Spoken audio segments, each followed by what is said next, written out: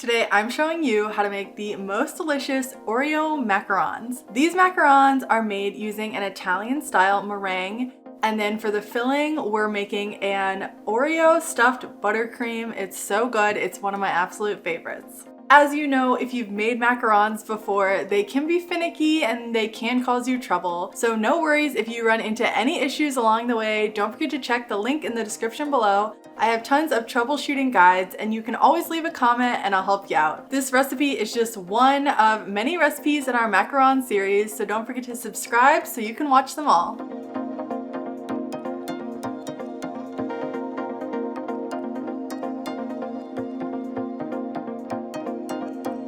Before we can begin baking, we have to do some prep work. Separate your egg whites from your egg yolks and then allow the egg whites to come to room temperature. Egg whites foam best at room temperature around 70 to 80 degrees, which is why this step is necessary. If you'd like, you can also age your egg whites. This helps some of the excess moisture evaporate. Place a piece of plastic wrap over the egg whites and then poke a couple holes with a knife. Then you'll place these into the refrigerator for 2 to 5 days before you want to bake.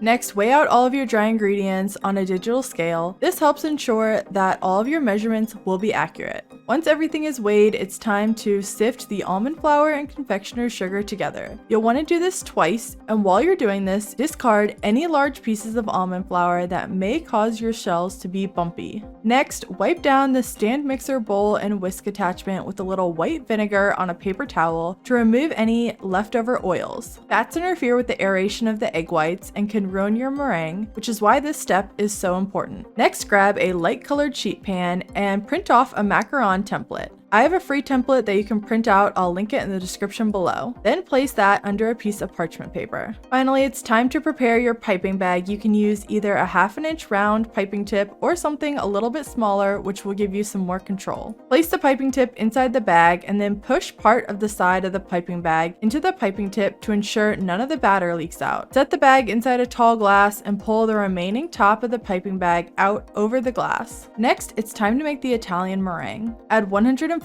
grams of egg whites along with 1/2 teaspoon of cream of tartar to a stand mixer fitted with a whisk attachment. Whip on medium speed until the eggs are very foamy, right before soft peaks form. This usually takes about 6 or 7 minutes. While that's going, we're going to start on the sugar syrup. Add 150 grams of granulated sugar and 57 grams of water to a saucepan. Cook that over medium-high heat until it reaches 244 degrees Fahrenheit on a digital thermometer. Now that your egg whites are foamy, we're going to slowly start to drip the hot sugar syrup into the egg whites while the mixer is on medium-high speed, around 7 on a KitchenAid mixer. Be sure that the sugar runs down the bowl and doesn't hit the whisk attachment or it will splatter along the side of the mixing bowl. Do this process slowly so that the egg whites can heat up slowly and not too quickly.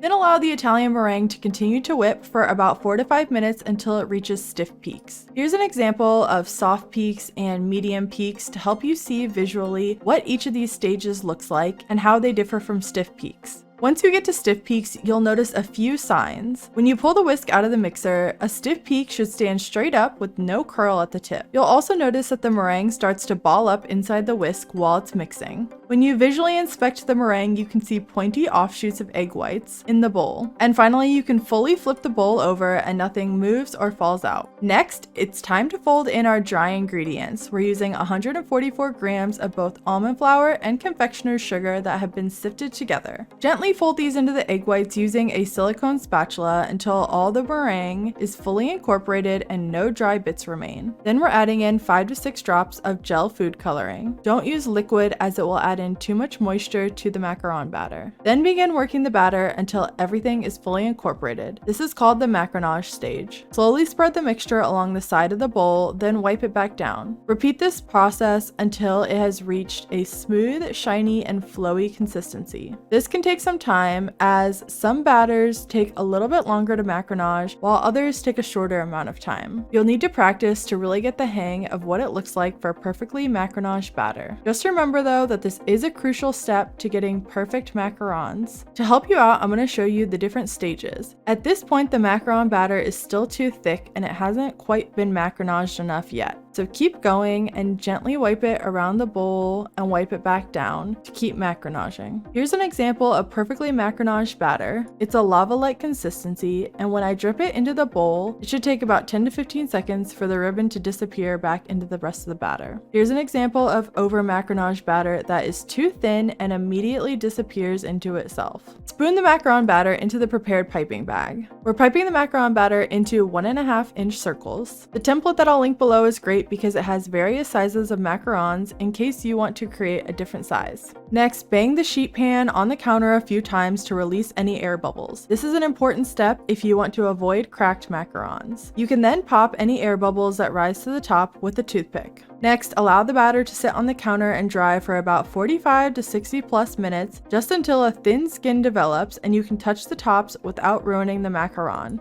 While they're drying, preheat your oven to around 300 to 310 degrees Fahrenheit. Your oven temperature will vary depending on your home oven, so you might need to do a couple tests to see what temperature is best. I'd also recommend using an oven thermometer. Bake those for 19 to 23 minutes on the middle rack of the oven. Then, while those are baking, we're gonna make our Oreo Buttercream. Pulse up 1.5 cups of Oreo cookies in a food processor. Then add half a cup of unsalted butter and half a cup of cream cheese that have been softened to room temperature to your stand mixer. Beat those on medium-high speed for about 2 to 3 minutes until they're light and fluffy. And then we'll slowly add in 3.5 cups of confectioner's sugar. I like to add it in half a cup at a time on low speed to make sure the sugar doesn't get everywhere. Then pour in the finely ground Oreo cookies, along with 1/4 teaspoon of fine sea salt, 1 tablespoon of vanilla extract, and 2 tablespoons of heavy cream. Mix that all just until it's combined, and then you have a delicious Oreo buttercream filling. Now that the macarons have baked up perfectly and are cooled, it's time to fill our shells. I use a 1/2-inch round piping tip and pipe some in the middle and then around the outside. I like lots of filling in these Oreo macarons, but if you like less, you can use a different piping tip. Make sure to also allow the macarons to mature with the filling in the refrigerator overnight to deepen the flavor. The full recipe along with tips and tricks will be linked in the description below.